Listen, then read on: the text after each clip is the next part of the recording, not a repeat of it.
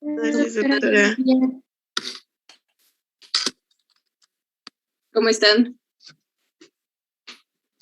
Muy bien, gracias. ¿Y usted? También bien, gracias. Déjenme nada más les comparto la presentación.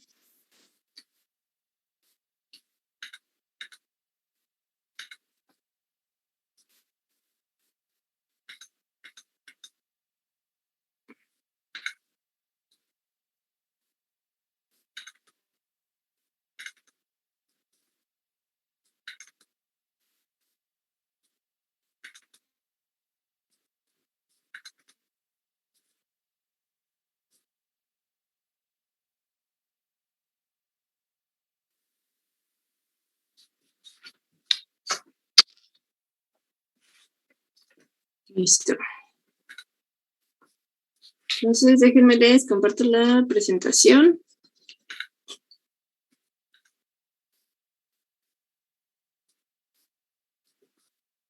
Déjenme otra cosa de una vez.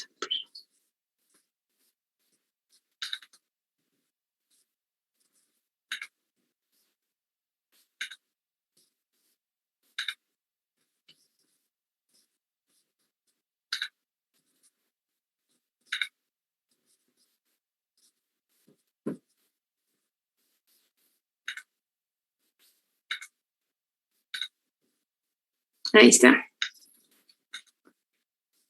Y bueno, pues vamos a comenzar. En esta ocasión, pues vamos a ver lo que son los aspectos bioquímicos del dolor.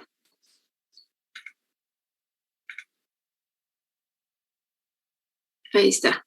Y bueno, primeramente, pues más que nada la percepción del dolor, pues es un mecanismo de...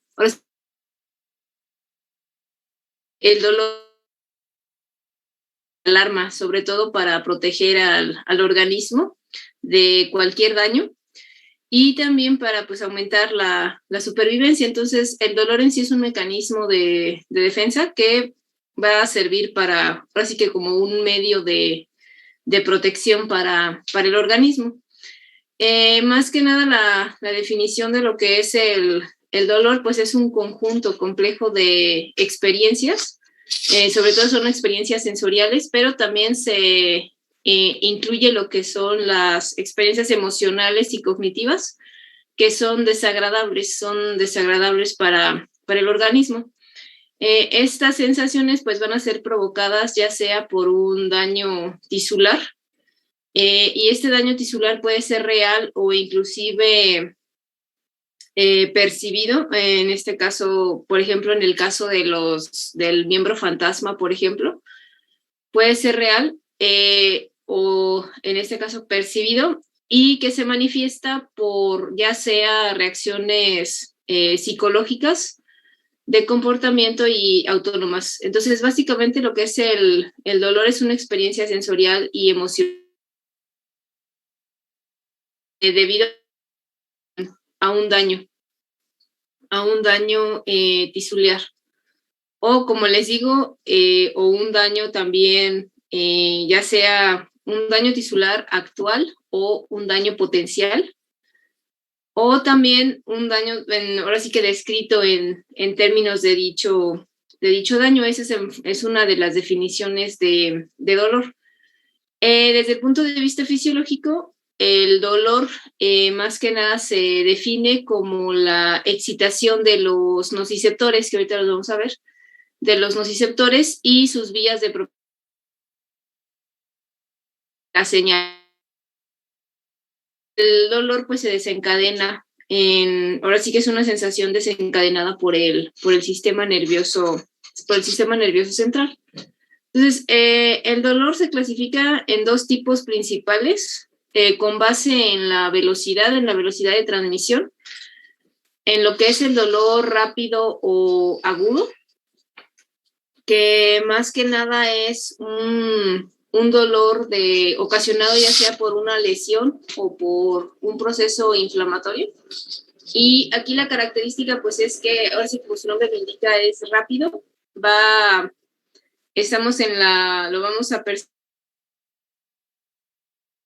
punto.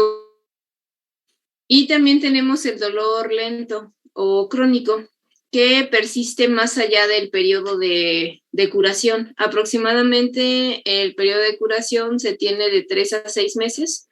Entonces, un dolor que persiste por más de ese tiempo ya se considera un dolor crónico. Y aquí pues es de 1 segundo o más. Esto con respecto a su duración. Es la clasificación del dolor respecto a su duración. Se clasifica en agudo o crónico. El agudo es rápido. Estamos hablando de 0.1 segundos. Y el crónico pues es persistente. Es aquel que ya va a mantenerse ahora sí que por más tiempo. Persiste más allá del periodo de curación, en este caso el esperado de 3 a 6 meses. También el dolor se puede clasificar con base en su intensidad, en leve, moderado e intenso. Esto más que nada tomando una escala del 0 al 10, donde 0 pues es nada de dolor y 10 pues sería ahora sí que el dolor más intenso. Entonces el leve es más o menos entre 1 y 3, un dolor moderado entre 4 y 7 y el intenso por arriba de 7, mayor a 7. Con respecto a, también se puede clasificar el dolor con base en su origen anatómico, que puede ser somático o visceral. En el caso del dolor somático, pues está bien localizado y más que nada deriva de una lesión o ya sea alguna enfermedad en la piel y las estructuras musculoesqueléticas. Mientras que en el visceral, pues se origina más que nada de una disfunción orgánica interna, y se puede derivar debido a una inflamación o a una obstrucción del flujo, por ejemplo, la presencia de cálculos renales o alguna obstrucción intestinal. Y pues esto va a afectar la funcionalidad. Y la característica que tiene el dolor visceral es que es difuso y mal localizado, es decir, no tenemos ahora sí que una zona en concreto donde se esté dando el dolor, es difícil de localizar. Entonces es difuso y mal localizado. Y otra de ahora sí que se puede clasificar con base en la causa, qué es lo que lo ocasiona. Si es un dolor más por una lesión o enfermedad que afecta al sistema somatosensitivo.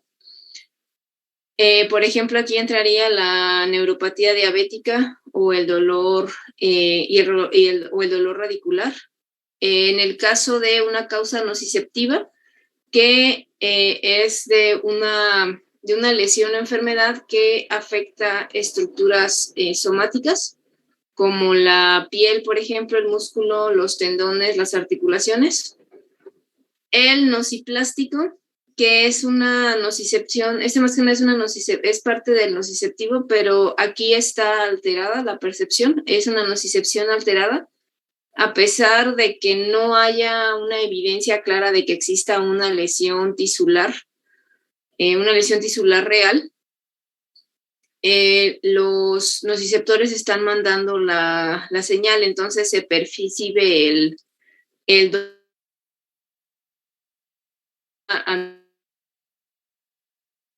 que haya alguna amenaza de lesión, ni evidencia de enfermedad. Entonces se percibe el dolor, pero no se tiene ahora sí que certeza de qué es lo que lo está ocasionando, porque no existe una lesión, ahora sí que no hay una evidencia clara de una lesión tisular real o de alguna enfermedad o lesión.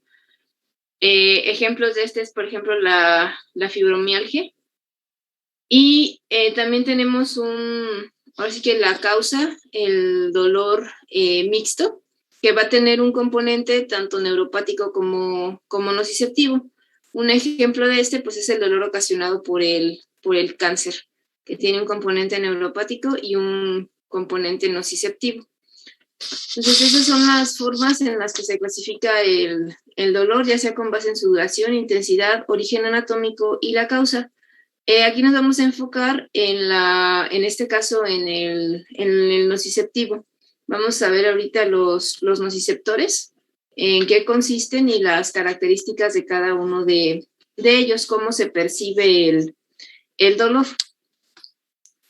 Entonces, el mecanismo ahora sí que del dolor, básicamente nosotros lo percibimos a través de los nociceptores.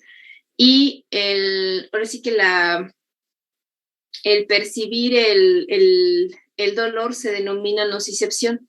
La nocicepción es el proceso de activación de estos receptores. Son receptores periféricos especializados, los nociceptores, y estos pues van a ser activados por estímulos para el organismo. Y estos estímulos pues pueden ser mecánicos, térmicos o químicos.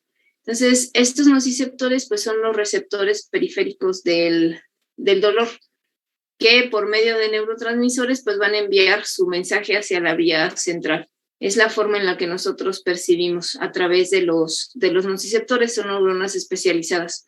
Y el proceso de activación de estos nociceptores se le denomina nocicepción, que es en sí como percibimos el mecanismo mediante el cual percibimos el dolor.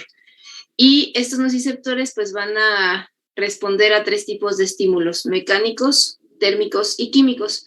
La mayoría de ellos también, más bien la mayoría de ellos responde a estímulos químicos. La mayoría de los nociceptores son quimiorreceptores. Entonces vamos a ver las características de estos nociceptores. Son dos principales, son 2 clases principales de nociceptores, y estos se clasifican con base en su velocidad, con la velocidad de conducción, también qué tan sensibles son y el umbral al estímulo, qué tanto se necesita de ese estímulo para que el nociceptor se active. Entonces, las primeras son las fibras C. Estas tienen un diámetro pequeño, estas fibras, y son fibras amielínicas, es decir, que no tienen mielina, no están recubiertas por esa capa de mielina. Su velocidad de conducción es lenta. Aproximadamente viaja ahora sí que la velocidad de 0.5 hasta 2 metros por segundo es la velocidad de conducción de estas fibras. Son más heterogéneas, responden a múltiples estímulos, térmico, mecánico, químico, por ejemplo. Y dentro de los nociceptores, pues es el grupo más numeroso, son de las más numerosos, y se activan mucho, ahora sí que de una manera más intensa, por mediadores químicos, en este caso por estímulos químicos. Se activan de una manera mucho más, ahora sí que se activan más fuertemente por mediadores químicos. Y por otro lado tenemos las fibras A delta. Estas, a diferencia de las fibras C, pues son fibras mielínicas, es decir, están recubiertas por esa capa de mielina, están mielinizadas. Tienen un diámetro medio, son más grandes tienen un mayor diámetro que las fibras C. Las fibras A delta pues tienen una velocidad de conducción mucho más rápida. Se encargan principalmente de percibir el dolor agudo, bien localizado, y pues sirven ahora sí que para una respuesta rápida, sobre todo si está en peligro la supervivencia del organismo. Por eso ahora sí que son rápidas. La velocidad de conducción es de 6 hasta 30 metros por segundo, entonces son mucho más rápidas que las fibras C. También se les conoce como polimodales porque pueden responder tanto a lo que es el calor, estímulo térmico y mecánico. Y una de las características de las fibras A delta es que secretan glutamato.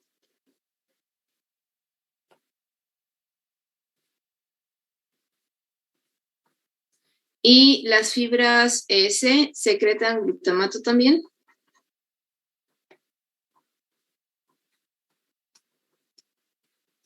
y sustancia P.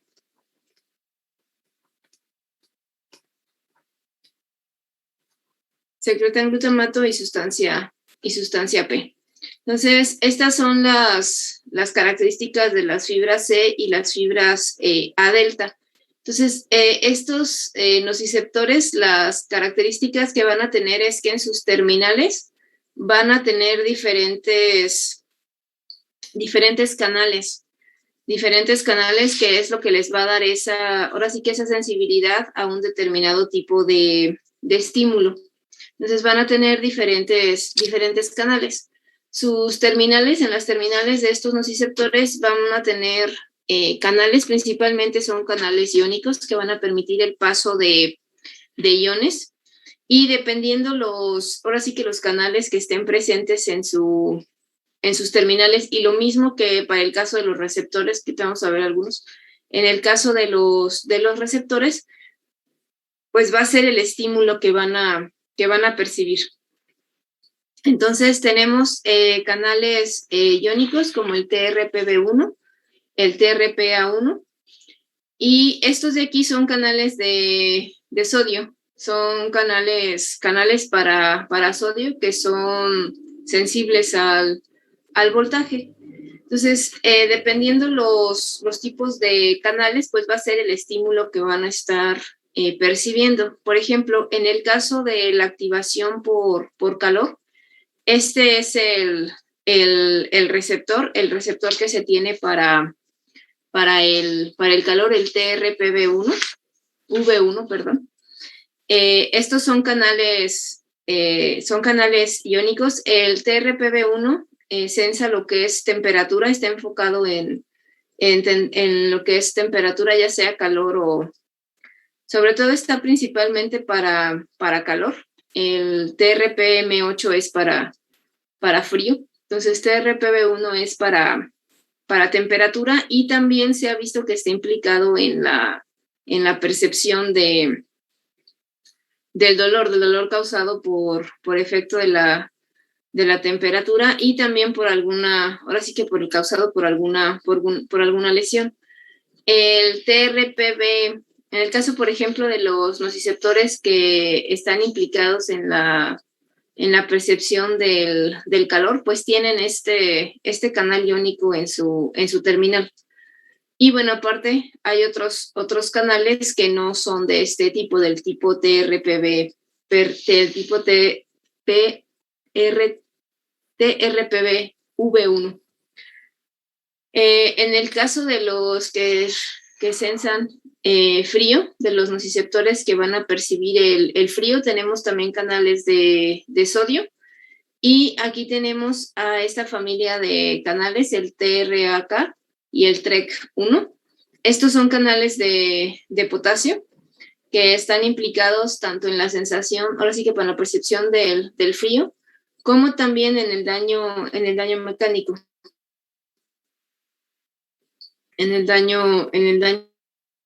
Mecánico. Y TRPM8 es para frío, es uno de los canales que responde a frío. Ahorita vamos a ver los umbrales de cada uno de ellos, las temperaturas que sensan. Entonces, estos receptores, aquí por ejemplo tenemos TRPA, el TRPA1 también es un canal iónico. Todos estos son canales iónicos, van a permitir la entrada de iones una vez que se sienta ahora sí que se presente el estímulo. En este caso son los nociceptores polimodales, que pueden sensar tanto calor, o en ese caso es un estímulo térmico, o un efecto mecánico. Entonces están los peptidérgicos, que estos responden también a la proteína P, y los no peptidérgicos, que no responden a esta proteína. Entonces, esos son los extremos, en este caso los terminales, y dependiendo los canales que se estén expresando en los terminales de los nociceptores, va a ser si van a percibir estímulos térmicos, en el caso de los térmicos, pues que sea calor o frío, o en el caso de, por ejemplo, daño mecánico. Aquí, por ejemplo, tenemos tanto para daño mecánico como para estímulo térmico. Y acá principalmente más para daño mecánico. Aquí está. Para un estímulo, más bien un estímulo mecánico, no tan, bueno, al final de cuentas puede ocasionar un daño. Entonces, un estímulo mecánico. Entonces, estos son ahora sí que los canales que se van a estar expresando dependiendo el tipo de estímulo que se esté presentando. Entonces, dentro de los nociceptores que se activan, por ejemplo, por calor, el umbral de detección son 43 grados centígrados y como vimos, el receptor es el TRPV1, pero también está el receptor TRPV2, el TRPV3 y el TRPV4. Su umbral de detección es de 43 grados centígrados. En este caso del TRPV2 es de 52 grados centígrados. Este es de 25 grados centígrados y este es de 35 grados centígrados. Este TRPV2 se encuentra aquí como podemos ver, está tanto en las fibras C y están presentes en los extremos de las fibras C y las A delta. Este de aquí se encuentra principalmente en las A delta que tienen un mayor umbral hacia lo que es el calor. Le soportan ahora sí que se necesitan 52 grados centígrados para que se active el nociceptor. Y todos estos, como les digo, pues son canales iónicos. Son canales iónicos. Y en el caso del frío, por ejemplo, en el caso de la percepción por frío, pues el umbral de detección son son 25 grados centígrados. Aquí tenemos este receptor, el TRPM8. Este es un canal iónico y este responde, o bueno, donde se han hecho los estudios, este responde al mentol.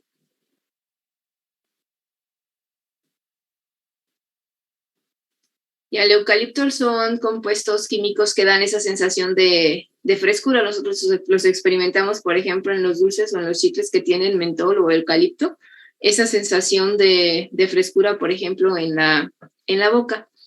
Entonces, de ahí se descubrió, bueno, este receptor reacciona a estos estímulos, al mentol y al eucalipto. Y más que nada, pues responde a frío. El umbral de detección son 25 grados centígrados. Hay otros dos, el TRPA, que responde a temperaturas menores a 15 grados. También es para frío. Y también los otros que veíamos en la diapositiva anterior, TREC 1 y que también responden a estímulos tanto de frío como mecánicos. Y estos son canales de potasio.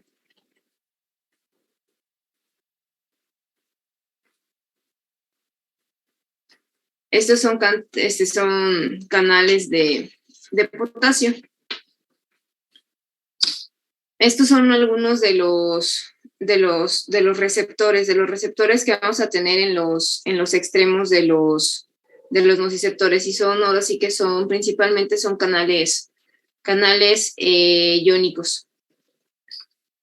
Y la otra son los que van ahora sí que a censar el daño, los estímulos mecánicos. Estos pues se van a clasificar con base en el nivel de sensibilidad, qué tan sensibles son, dependiendo qué tanto detectan del estímulo mecánico. Aquí las fibras C y las fibras A delta se adaptan lento a este estímulo, y más que nada son principalmente son terminales nerviosas, van a ser terminales nerviosas que están en la piel, los encargados de sensar ese estímulo mecánico. Y los receptores para este tipo de estímulo, aparte de los TREC1 y TRAC, tenemos a los receptores ASIC. Estos son sensibles a medio ácido. Es decir, el estímulo mecánico va a generar iones hidrógeno que van a ser sensados por estos receptores. Son canales que son sensibles a la concentración de iones hidrógeno. Entonces, al momento de que se da el estímulo, se van a generar iones hidrógeno, y estos son los que van a ser sensados por el receptor, por este tipo de receptores. Aparte de los receptores ASIC, pues vamos a tener estos otros, los TREC1 y TRAC, que van a estar implicados también en la percepción del daño, ahora sí que del estímulo más bien, del estímulo mecánico. Y por último tenemos el químico, los estímulos químicos. Vamos a responder a irritantes ambientales, por ejemplo, como la acroleína, hiproclorito, peróxido de hidrógeno, entre otros. Inclusive, por ejemplo, el receptor TRPV1 responde a capsaicina, al compuesto, ahora sí que al compuesto activo de los que se encuentran en los chiles. Entonces, es también por eso que sensamos nos da la sensación de calor, la capsaicina que nos está quemando, porque ese canal, el TRPV1, también ahora sí que reacciona a capsaicina, por ejemplo. Entonces, de ahí también que nosotros cuando comemos picante, la capsaicina tengamos esa sensación de calor, en la boca, debido a que ese receptor pues también ahora sí que se activa por la acción de la capsaicina. Y bueno, en el caso de los químicos son principalmente las fibras C en las que van a estar respondiendo a ese tipo de estímulo. Y tenemos los receptores TRPA1, que también van a estar implicados ahora sí que en sensar este tipo de estímulo. Y si fijan, también está presente para daño mecánico. Bueno, estímulo mecánico, TRPA1. Entonces, TRPA1 es tanto también para químico como para mecánico. Entonces, dependiendo los canales que tengamos en los terminales, ahora sí que en las terminales de los nociceptores, pues va a ser el tipo de estímulo que van a estar percibiendo. Por ejemplo, en el caso también de compuestos químicos que van a estar, que van a poder ahora sí que generar un estímulo en este tipo de nociceptores, pues tenemos la histamina, por ejemplo, los eicosanoides, la sustancia P,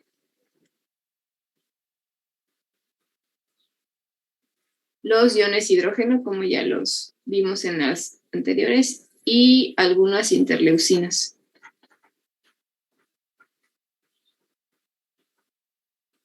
Que estas más que nada van a ser secretadas al momento de que se ocasiona una lesión y se da un proceso inflamatorio. Entonces, estos se van a secretar por el efecto de la lesión y el proceso inflamatorio que se está llevando a cabo. Y van a ser también sensados por estos receptores, por estos nociceptores. Tienen receptores específicos para este tipo de compuestos que van a ocasionar que estos receptores se activen. Entonces, aquí, por ejemplo, cuando hay un daño al tejido, y hay ahora sí que comienza lo que es el proceso inflamatorio, pues este va a ocasionar la liberación de muchas sustancias químicas en la zona donde se está llevando a cabo ahora que es donde sucedió la lesión. Entonces, estas mismas sustancias, y bueno, lo mismo, el daño al tejido pues va a ocasionar que se presenten células, en este caso del sistema inmune, que a su vez van a secretar compuestos químicos que van a estar relacionados con esa respuesta al daño, tanto al daño del tejido como el proceso inflamatorio. Entonces, por ejemplo, tenemos aquí los mastocitos, neutrófilos, macrófagos y estos linfocitos, estos tipos de linfocitos que van a estar presentes en caso de infección, por ejemplo, y van a estar segregando toda esta batería de compuestos químicos que van a ser, ahora sí que van a ser estímulos para los nociceptores. Aquí en el nociceptor vamos a tener todos los receptores para este tipo de compuestos. Aquí tenemos, por ejemplo, interleucina, la interleucina 5. Interleucinas, aquí tenemos la serotonina. Serotonina, por ejemplo, histamina. Este de aquí es un factor de crecimiento nervioso. Es el nombre que recibe.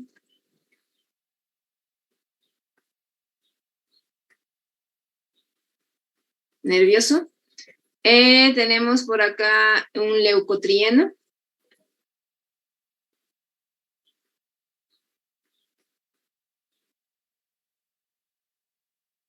Leucotrieno de necrosis tumoral.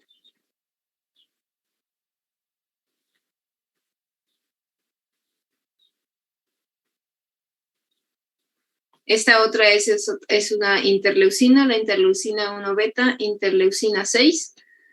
Ese de aquí es una prostaglandina. Prostaglandina.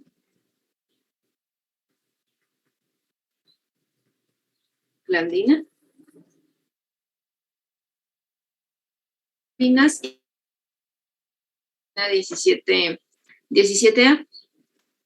Todos estos que tenemos aquí son los canales iónicos, NAF 1.8, NAF 1.9, NAF 1.7, TRPV1 y TRPA1. Estos de aquí, estos tres primeros son canales de sodio. Estos son canales iónicos.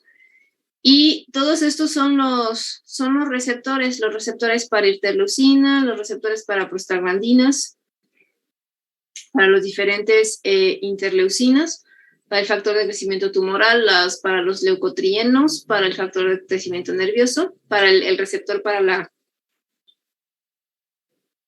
histamina, el receptor para la serotonina y para el otro tipo de interleucinas. Entonces, todos estos estímulos ocasionados por estos compuestos que están siendo secretados van a ocasionar que se dé ahora sí que la sensibilización al dolor.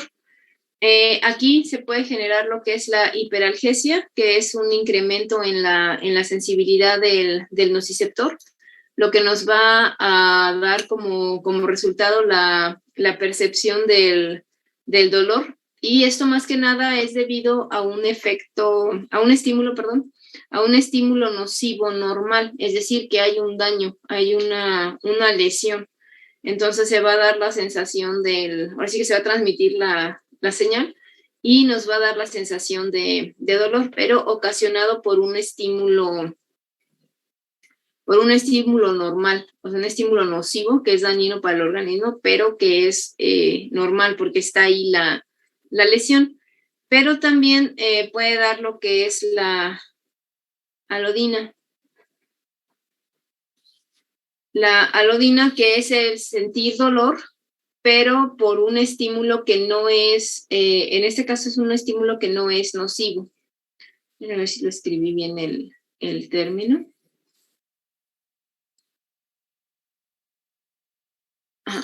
Esto no, alodina. que más que nada es el sentir dolor por un estímulo que es inocuo, es decir, un estímulo que no va a ocasionar un daño y es un estímulo normal. Entonces, es un estímulo que en realidad debe ser indoloro, pero se está percibiendo como si fuera un estímulo dañino, un estímulo nocivo para el organismo. Aquí pues ya es algo que no está bien. En ese caso es un estímulo que no va a ocasionar ahora sí que un efecto nocivo y lo estamos percibiendo con una sensación dolorosa. En el caso de la hiperalgesia, pues sí se percibe el dolor, pero sí es debido a un daño nocivo para el organismo. Y es un estímulo, así que es un estímulo nocivo. Entonces, todas estas sustancias químicas son secretadas cuando se da un daño al tejido y durante el proceso inflamatorio. Se reclutan cuando hay un daño o una lesión, pues se reclutan células del sistema inmune y estas a su vez pues también van a secretar todo este tipo de compuestos, estas sustancias químicas que van a estar implicadas en la percepción del dolor. Y de esta manera, pues tenemos las interleucinas, que son citocinas o citoquinas, dependiendo la traducción de cómo se las encuentre. Estas más que nada se van a secretar cuando tenemos una lesión, una lesión celular, o ya sea que tengamos también una infección durante la invasión y el proceso de inflamación. Estas interleucinas van a activar a las ciclooxigenasas, que van a ser las encargadas ahora sí que de metabolizar al ácido araquidónico, ahorita lo vamos a ver, y generar principalmente lo que son las prostaglandinas y los tromboxanos, que están implicados en la sensación del dolor, en la percepción del dolor. Entonces, las interleucinas activan a las ciclooxigenasas, que a su vez van a generar las prostaglandinas y los tromboxanos. En el caso de la histamina, pues esta va a estar presente en lo que son las zonas inflamadas cuando se está llevando a cabo todo este proceso inflamatorio. Va a estimular a los nociceptores y principalmente se da por lesiones en la piel. Y el efecto que tiene, ahora sí que la sensación que vamos a nosotros a percibir es más de picazón, más que de dolor. Además de que sentir una sensación dolorosa, vamos a tener la sensación de picazón, que es más que nada la histamina se secreta mucho en las reacciones alérgicas, cuando se está dando todo el proceso de inflamación ocasionado por un alérgeno. Vamos a tener esa sensación de picazón en el área. Y bueno, en sí la relación con la percepción del dolor pues no ha sido perfectamente establecida. Por eso se menciona que más que dolor es picazón. Y pues estos son los receptores H1 para la histamina. Esta va a incrementar lo que es la permeabilidad del calcio, va a ocasionar que se abran canales de calcio y la liberación de unos compuestos que son las taquicininas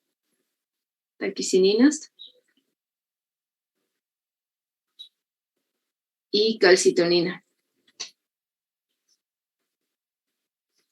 mediante la activación de los receptores H1.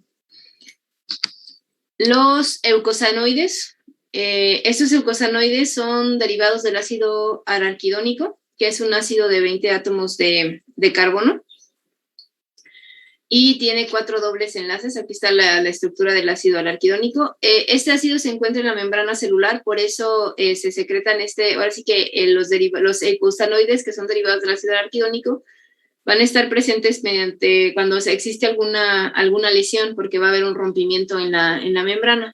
Entonces, al darse ese daño, pues se va a liberar por acción de la fosfolipasa A2 y la fosfolipasa C. Se libera de la membrana y al ser liberado, pues va a ser metabolizado por dos sistemas enzimáticos, las ciclooxigenasas, que son, por ejemplo, activadas por las interleucinas, las ciclooxigenasas que se abrevian COX, y estas lo que van a hacer es metabolizar el ácido araquidónico para generar lo que son prostaglandinas y tromboxanos. Estos tienen un papel importante en el proceso inflamatorio y también van a sensibilizar a los nociceptores ahora sí que a estímulos nocivos cuando se está dando cuando se lleva a cabo o sufre más bien una lesión. Inclusive estos, si se inyectan de forma intradérmica, van a ocasionar dolor, van a dar una sensación dolorosa. Y estos también las prostaglandinas y los tromboxanos provocan la liberación de calcitonina. Y las otras enzimas que van a estar implicadas en el metabolismo del ácido araquidónico, pues son las lipoxigenasas. Estas lipoxigenasas van a generar los leucotrienos a partir del ácido araquidónico. E igual van a estimular a los nociceptores. Más que nada ahora sí que van a sensar un daño al tejido. Y pues ahora sí que las que los van a generar pues es el efecto, la acción de las lipoxigenasas. Y estos a su vez pues van a liberar otros mediadores al momento de que activan los receptores en los nociceptores, pues van a estimular la liberación de la sustancia P.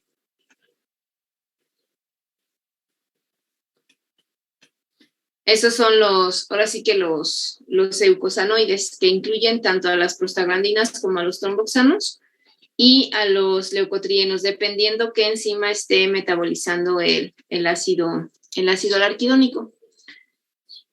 Y en el caso de las prostaglandinas y los tromboxanos, pues como les mencionaba, son precursores del dolor, están participando en el proceso de inflamación, están presentes en todas las células del organismo y son potentes a baja concentración, como incluso si se inyectan de manera intradérmica van a dar la sensación de dolor.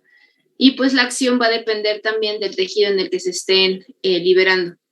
Y la acción que tienen pues es sensibilizar a los receptores, a estos nociceptores, es decir, que se dé la transmisión de la sensación dolorosa, la hiperalgesia. Y por otro lado tenemos los leucotrienos que también estimulan a los nociceptores es un daño al tejido y liberan otros mediadores como la sustancia P que también va a estar implicada. Esta sustancia P es un péptido de 11 aminoácidos de longitud. Es un neurotransmisor que se va a liberar, esa ya una vez que se da el estímulo. En este caso los nociceptores la liberan a nivel ya de la médula. Entonces tiene una acción rápida, es una función aferente del nociceptor, va desde el nociceptor hacia lo que es el nivel medular, y el receptor es el NK1 o neuroquinina, es el receptor.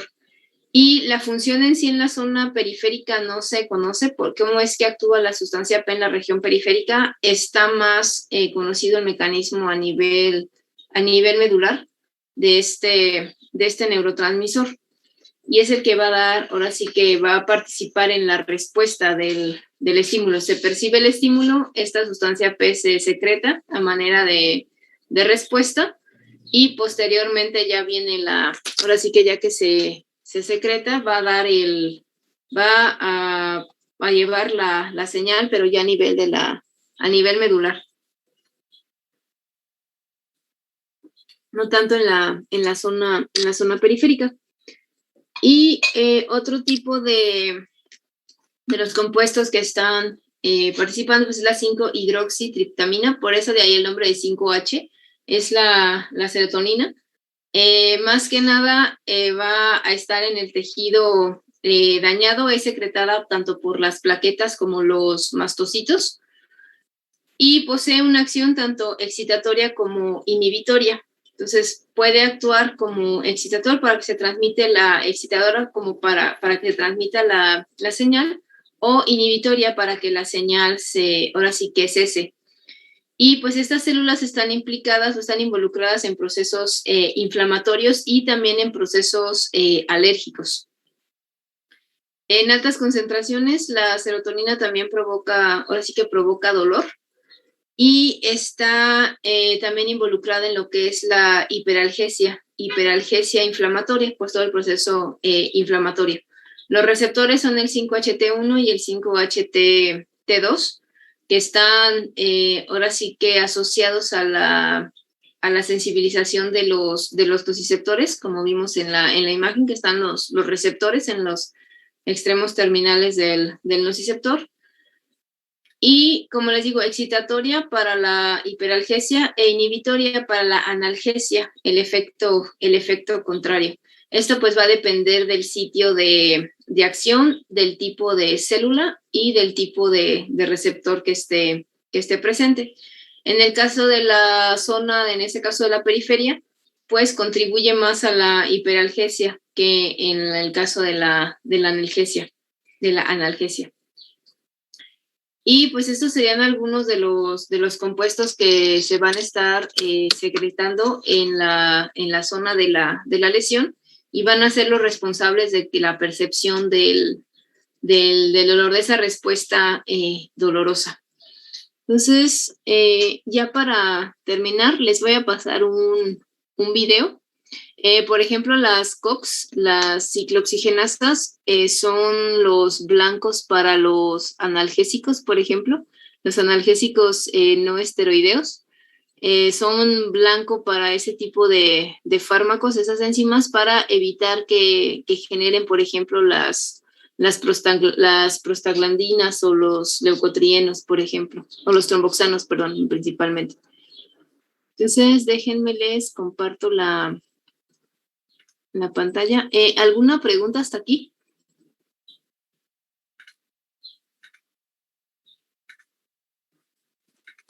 No, doctora, no. Entonces, ahí están viendo el video. ¿Me dicen si se escucha, por favor? Origina con la presencia de un estímulo nocivo y... ¿Sí se escucha? Sí, doctora. Ah, perfecto. Ahí va. El dolor se origina con la presencia de un estímulo nocivo y provoca una reacción inmediata de alarma en la persona, y debe preservarse porque es fundamental para el mantenimiento de la vida. En respuesta a un estímulo nocivo, sea químico, térmico, de presión o de cualquier otra característica que pueda provocar dolor, se activan unas terminaciones nerviosas libres llamadas nociceptores. Estos van a actuar como receptores de esa información nociceptiva y la van a transmitir al sistema nervioso central a través de fibras nerviosas de tipo A delta y C. En la membrana celular de estas neuronas existen unos receptores que pueden ser canales iónicos, esto es, que modifican el tránsito de iones dentro y fuera de la neurona, o receptores metabotrópicos, es decir, que provocan cambios en la síntesis de proteínas citoplasmáticas, que codifican información relacionada con cambios de presión, de temperatura o de pH. Una vez estimulados los nociceptores, estos provocarán cambios en la carga eléctrica de la membrana neuronal, lo que resultará en la propagación del estímulo nervioso hasta el asta dorsal de la médula. Allí se libera glutamato, un aminoácido excitador que se unirá a un receptor localizado en una neurona postsináptica que transmitirá la información hacia los centros superiores del sistema nervioso central, llegando al tálamo y a la corteza cerebral. Desde estos mismos núcleos superiores se ponen en marcha vías descendentes que llegarán de nuevo al asta dorsal de la médula y liberarán sustancias endógenas inhibidoras que actuarán modulando la transmisión del estímulo, es decir, la cantidad de información que será transmitida desde la médula espinal hacia los centros superiores. Cuando la señal nociva es lo suficientemente intensa o duradera, se desencadena, sin embargo, una serie de mecanismos encaminados en principio a preservar y a defender al organismo de esa agresión externa. Es la llamada respuesta inflamatoria. Cuando el organismo recibe señales de la existencia de una agresión externa, bien sea una infección, un traumatismo o una lesión, se produce la activación de distintas células relacionadas con el proceso inflamatorio, como son neutrófilos, mastocitos, basófilos que migrarán hasta la zona de lesión, provocando la liberación de sustancias proinflamatorias como las citoquinas, la bradiquinina o la histamina. Estas citoquinas interactúan con la enzima fosfolipasa, activándola e iniciando así la secuencia de liberación del ácido araquidónico. La respuesta más importante relacionada con la inflamación se produce con la activación de la llamada cascada del ácido araquidónico. El ácido araquidónico es un elemento constitutivo de la membrana celular de todas las células del cuerpo humano. Cuando se produce una activación del sistema inmune, este ácido araquidónico se desprende de la membrana celular. Al estar libre en el citoplasma, es atacado por unas enzimas denominadas ciclooxigenasas. El ácido araquidónico, al unirse a estas ciclooxigenasas, sufrirá modificaciones de su estructura química, lo que dará lugar a la formación de una amplia familia de sustancias denominadas genéricamente icosanoides y clásicamente divididas en tres familias: los tromboxanos, los leucotrienos y las prostaglandinas. Las prostaglandinas liberadas en respuesta a esta activación del ácido araquidónico provocan una respuesta inflamatoria generalizada que afecta a distintos sistemas del organismo, desde el sistema cardiovascular, la musculatura lisa, el sistema inmune, el sistema autónomo y, en último término, provocarán la clásica respuesta de hipertermia, extravasación, edema y dolor que ya conocían los romanos: calor, rubor, tumor y dolor. En ciertas ocasiones, la inflamación se transforma en un proceso patológico. En este caso, el dolor crónico ha perdido su función de defensa para convertirse en una entidad que no aporta nada al proceso curativo, generalmente al contrario suele ser un freno, y que empeora la calidad de vida y aumenta el sufrimiento del paciente. Desde 1992 se conoce la existencia de al menos dos isoformas de la enzima ciclooxigenasa, las llamadas COX-1 y COX-2. Ambas participan en la regulación de la homeostasis con papeles bastante repartidos.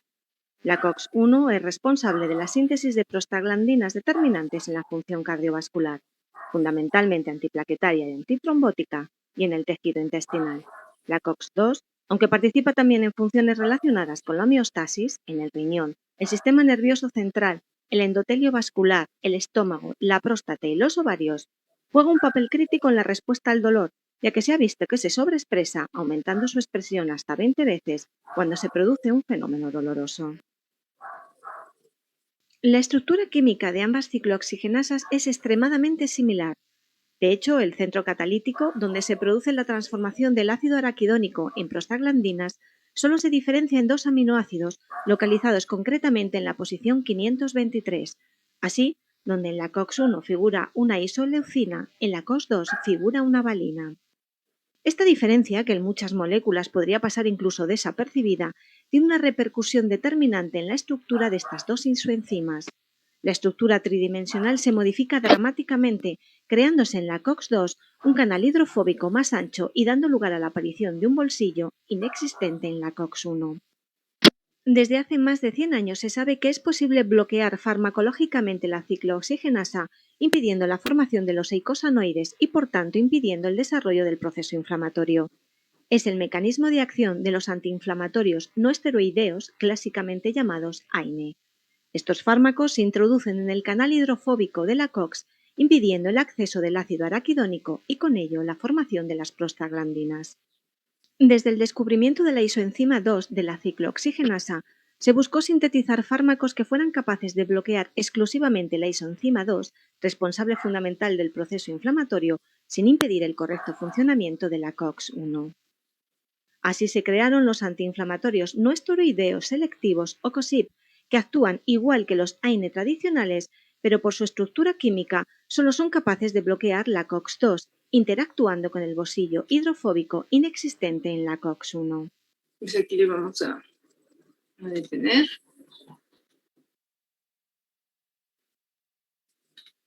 Y listo, entonces, como vieron en el video, ahí están los compuestos que habíamos mencionado que están relacionados con la percepción al dolor y con la respuesta inflamatoria.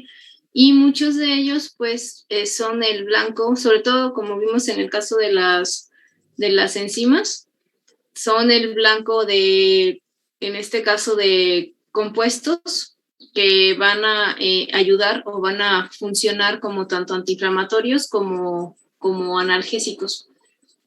Pues en el caso de las ciclooxigenasas, pues es uno de los, ahora sí que de los blancos de este tipo de compuestos para ahora sí que detener la respuesta inflamatoria y sobre todo detener la percepción del dolor. ¿Alguna pregunta hasta aquí?